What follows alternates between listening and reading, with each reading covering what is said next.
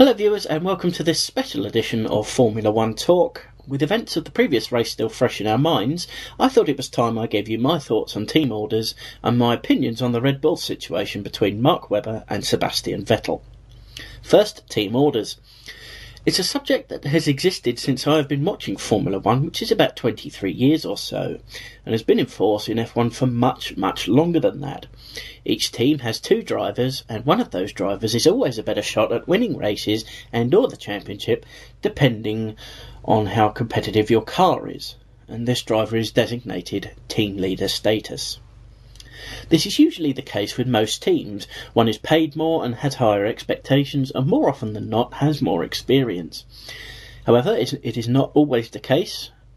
McLaren, since the departure of Mika Hakkinen at the end of the 2001 season, have adopted an equal status philosophy when it comes to their drivers. It created controversy and tension between Montoya and Raikkonen in 2005 and 2006, and dissension and mistrust between teammates Lewis Hamilton and Fernando Alonso in 2007. For all intents and purposes, it led to Kimi Raikkonen of Ferrari winning the World Championship in 2007.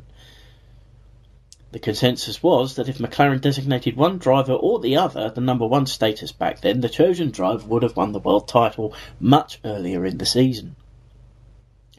As long-time fans will remember, the most famous incident involving team orders happened in Austria in 2002, where Rubens Barrichello and Michael Schumacher were driving for Ferrari, and the Brazilian was leading the race. But for fear of their rivals gaining more points in future rounds, Ferrari ordered the Brazilian to move aside and let Michael pass for the championship, which were the actual words that came out of the mouth of team principal Jean Todt at the time.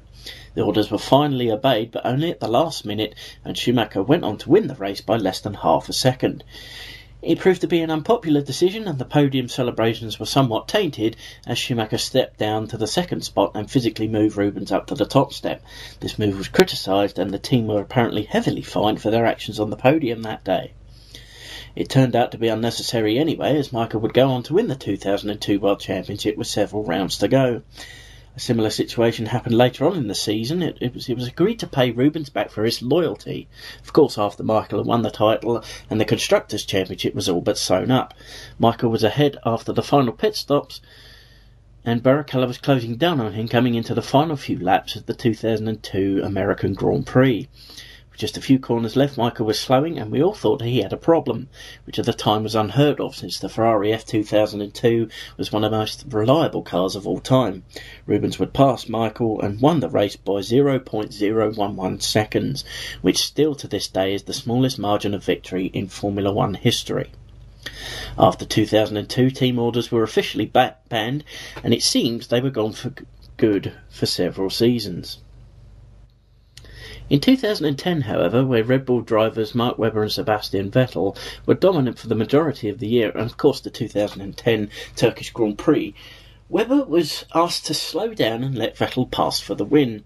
Mark would disobey this order, and the pair of them collided and resulted in the picture you now see in the bottom right-hand corner of your screen, where Sebastian Vettel effectively called his teammate a lunatic without saying anything. At the German Grand Prix that very same year, new Ferrari signing Fernando Alonso was battling Vettel in the race for the 2010 championship and asked his teammate Felipe Massa of Brazil was right in front of him. Massa's race engineer Rob Smedley came on the radio and said, "Fernando is faster than you. Do you understand?" And several laps later, Alonso passed him for the position ahead. This meant team orders, although banned, were still being used, and teams were using codes to get around the problems of being caught. As a result, the FIA declared the ban on team orders wasn't working, and they were once again allowed at the start of the 2011 season, and are still allowed to this day. The latest round of team orders included two separate incidents at the previous Grand Prix in Malaysia, where Mercedes used team orders to keep Nico Rosberg behind Lewis Hamilton to give Lewis the third place on the podium, and another incident involving the two same Red Bull drivers, Sebastian Vettel and Mark Webber, with the Aussies leading the race, and Vettel was asked to remain behind Webber as per the Red Bull rules after the drivers' final pit stops in a race. However, Vettel disregarded those rules and the team orders, going on to win the race, souring the relationship between himself and Webber, not to mention the team itself and Mark Webber. My own personal thoughts on team orders are somewhat conflicted. Yes, I do believe that they have a place in motorsport, but only if used correctly and ethically. If a certain driver is quicker than his teammate, then that driver should be moved ahead. These are not popular decisions in the public eye, but fans watching and newcomers to the sport watching must realise that running an F1 team is not a sport, it is a business. And people who are in business are out to make the most money and or profit, and in the cutthroat world of big level business, you want to be at the top. So that's my thoughts on team orders. As for Mark Webber now, and his arrival in F1 in 2002 with the now defunct Minardi team, began a long and successful career in the sport, scoring an unforgettable 5th place in his debut race for the Minnow team. Not much success followed, but he was already popular. He moved to the Jaguar team in 2003, getting on the front row in only his 2nd race with the team. However, a bad start there heralded the beginning of the bad luck that seems to follow Webber around. Either through getting hit by other drivers and or retirements that were out of their control led me even back then to name him the most unlucky driver in the sport's history. When the Jaguar team went up for sale in the latter events of the 2004 season, Webber began to look elsewhere for his drives for 2005. Eventually signing for Williams for the next 2 seasons, where the bad luck followed him, especially not starting in the US Grand Prix that year, but for only for that matter, only 6 drivers did start that race. The luck did start to change with his first podium finish in Monaco, however. That luck turned really bad in 2006, where BMW, who had been supplying engines to Williams since the year 2000, wanted to buy a controlling stake in the team, but Frank Williams blocked their purchase and the motor giant terminated their engine deal, buying a controlling stake in the Sauber team instead from 2006 to 2009. This made the team search for a new engine supplier and were forced to use the less powerful and less reliable Ford-made Cosworth engines for 2006. This resulted in 11 retirements and a season-best result of 6th. For 2007, he moved back to familiar territory to the Red Bull team, who had purchased the Jaguar outfit at the end of the 2004 season, and he has been with the Milton Keynes base squad ever since. His abilities, which are no doubt up there with the best, have been bettered by the young German Sebastian Vettel, who joined Toro Rosso in 2008, earning him a race seat with the better-equipped Red Bull team for 2009 onwards. During that season, Vettel displayed talent beyond his years, finishing runner-up to Jenson Button in that year's championship, so the team had a driver who had been them with a total of 5 years up to that point, and another who had joined the team and had shook up the established order in Formula One. In 2010, Mark Webber saw his teammate dominate and refused to let him through in Turkey, and that resulted in the crash they suffered in the race, but when Vettel went on to win the championship in the final round at Abu Dhabi. In 2010, Webber and the other 22 drivers mostly saw the back of Vettel's car as he streaked off into the distance, in most races winning the championship by Japan, and once again in 2012 becoming the youngest triple world champion ever, laying down his claim to be Red Bull's #1 driver. However, and this is where Red Bull's problem lies, the team believe in the equal status of both drivers until only one driver can win the championship. The same equal status that McLaren have used when their drivers have been of equal and near ability. It didn't work between Prost and Senna in the late 80s, it didn't work with Raikkonen and Montoya in 05-06, and it certainly didn't work in 2007 with Alonso and Hamilton.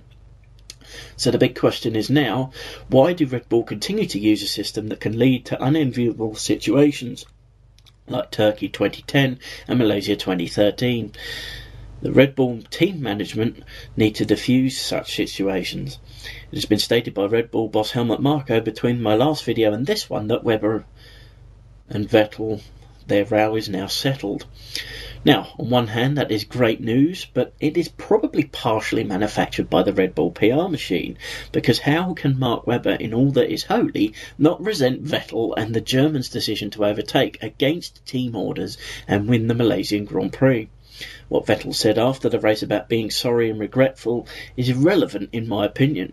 What Vettel said by passing Webber for the lead and the win last time out was, "Look at the number on the front of my car.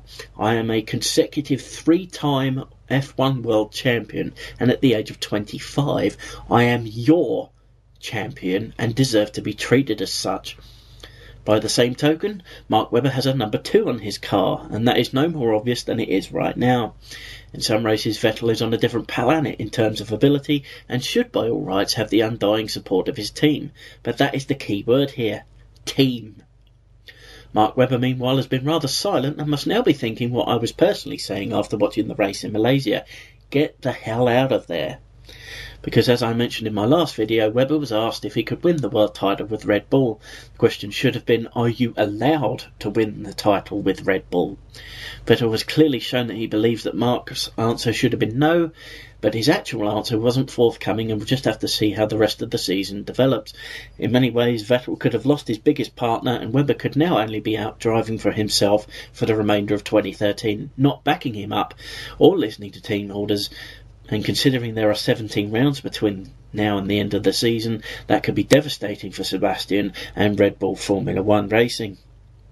However, I do believe that Mark Webber is a professional driver through and through and will keep a brave face about the situation, keeping quiet as he usually does, quietly bearing a grudge and see out the year and either move teams or probably retire at the end of the season. This is a sad case because for the past few seasons, especially since 2010, he has had the car to win the World Championship, but Sebastian has taken those titles in those respective years. So now the only thing Mark Webber will ever probably be champion of is our respect and the respect of the paddock. He currently has our sympathy vote, but when a team cannot clearly define a clear number 1 driver, incidents such as Turkey and Malaysia are bound to happen, unless Red Bull and any other team for that matter stops playing the fair game and starts to play this guy is number 1. There will always be a victim and always be a villain. The king of the jungle will do anything to stay at the top, and until someone can prove that they could stop him, the king of our particular jungle is Sebastian Vettel, and should the fair game continue, others may finally stop him. We'll just have to wait and see what happens for the rest of 2013. So that's about it for this special edition of Formula One Talk. What do you think about this situation? Do you sympathise with Mark Webber, or do you think the actions of Sebastian Vettel are justified? Please rate, comment and subscribe, as there is only a few days left until this year's Chinese Grand Prix, so I'll see you for more Formula One Talk very soon.